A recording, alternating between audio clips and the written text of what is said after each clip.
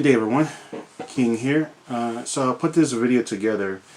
This is to show support for House of Representative Justin J. Pearson, as well as the other colleague, but more so for Mr. Pearson, for him just being a leader in the community.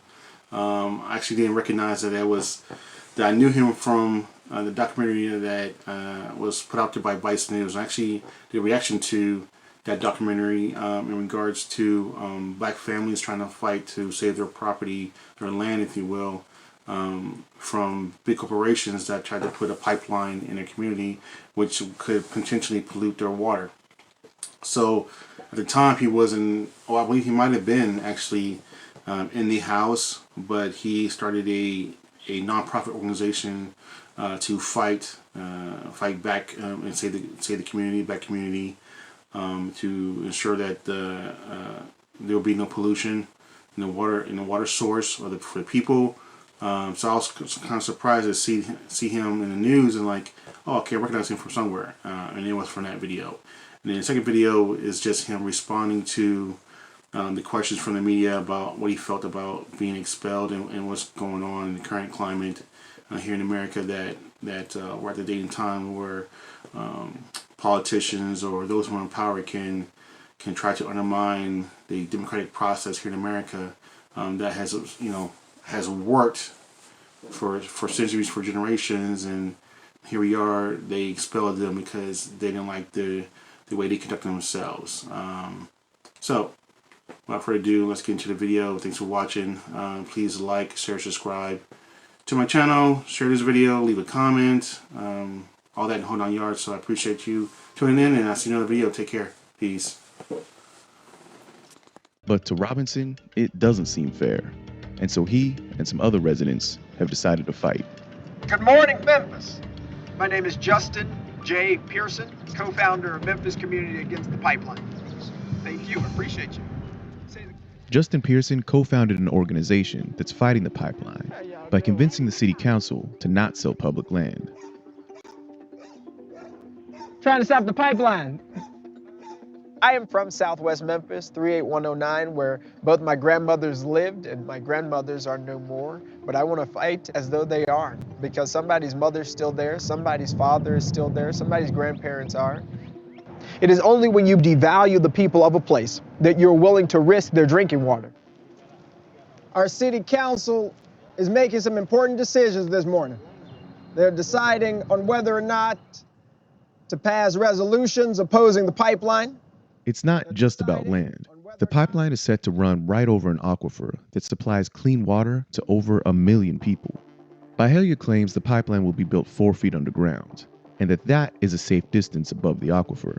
But the EPA has linked both companies to several large oil spills in the past, and many residents don't feel like they can take the oil companies at their word. And that distrust is particularly deep in parts of Memphis that bear the brunt of environmental pollution. Depending on where you live in Memphis, you will live longer, you will live healthier, you will live a happier life. For 60 years, coal was burned in this community. Currently, Valero's oil refinery is burning in the community. A steel mill is burning in the community. So this pipeline is one example of environmental racism that Westwood and Boxtown have faced for decades. About that name, Boxtown. It got its name in 1863 from how it was built. The previously enslaved people who settled here didn't have any building materials, so they used old trains. They took the boxcars and built a community here, and everyone took care of each other. A lot of people worked their whole life to own a little piece of land. Residents in Boxtown say they've dealt with toxic fumes for decades, from nearby steel refineries, food processing plants, and petrochemical plants.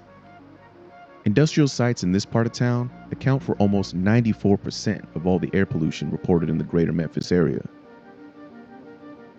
The word is always out. Why don't they pull themselves up by their bootstrap? Well, we try, but every time we get them almost up, here come something else. Batso Booker has lived here his whole life, and leads listening sessions on his community's concerns. Mans, could you remove your covers? We come to you, Father, as humble as we know how. When everybody said that Boxtown was the path of least resistance, Father, you said, not my children. We believe you. Yes. Amen. Amen. I want to be a rock in these politicians' boots, not to hurt them, but just to keep them on their toes. I've been out here 45 years, my husband and we love our land, but they are trying to take it.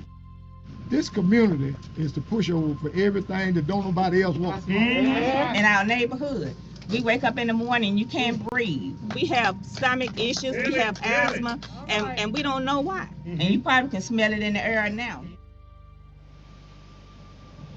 So they just thought that the most harm it could do was just smell real bad. But that's not the most harm that it really did. Scotty Fitzgerald grew up in a neighborhood near Boxtown. A University of Memphis study found that the nearby industrial sites could explain why residents here are 4 times more likely to get cancer than the national average. Fitzgerald didn't know that growing up, but she always knew something was wrong. You could actually see the chemical company from our house. You could look over across the way and see it. See the pipes and the smoke going. Even the scripture says we're destroyed for the lack of knowledge. And a lot of them didn't know that with these chemicals came toxic poisoning. They didn't know.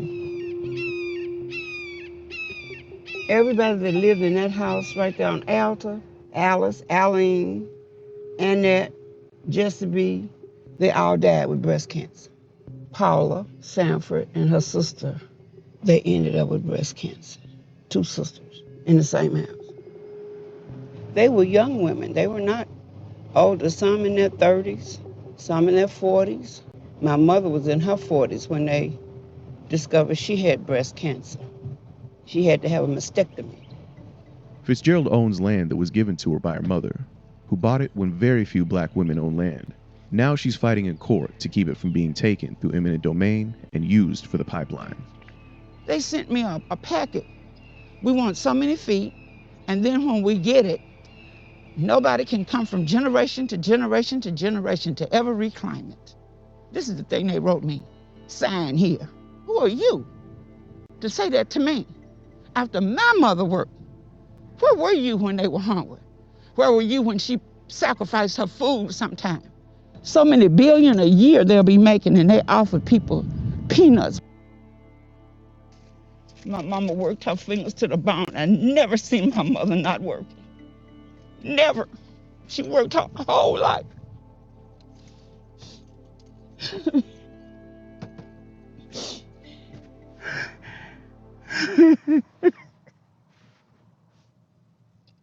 They felt like that we were just gonna roll over. But some people would rather die, fight and die, than to live like this anymore. There's a spirit in this place, and it's one that I have been able to witness, particularly as this movement builds, in the landowners and in the community members who say, we will fight Goliath. Took a lot of courage, though, to go from dealing with sheep to taking on giants. And you know how the story ends. Goliath loses.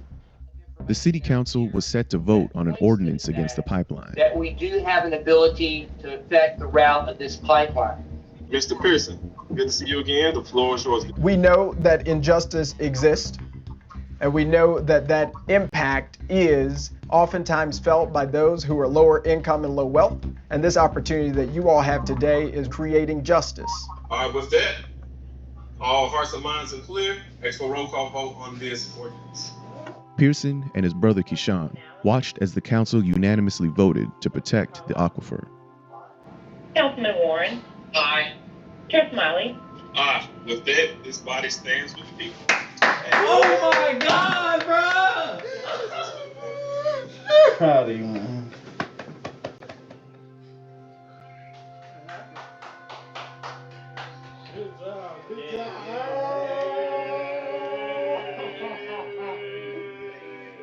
Jesus. Lord have mercy. The city council has since voted not to sell public land to the pipeline and to create a set of ordinances to protect the aquifer. But that doesn't do anything about the lawsuits that Byhalia has opened up against landowners.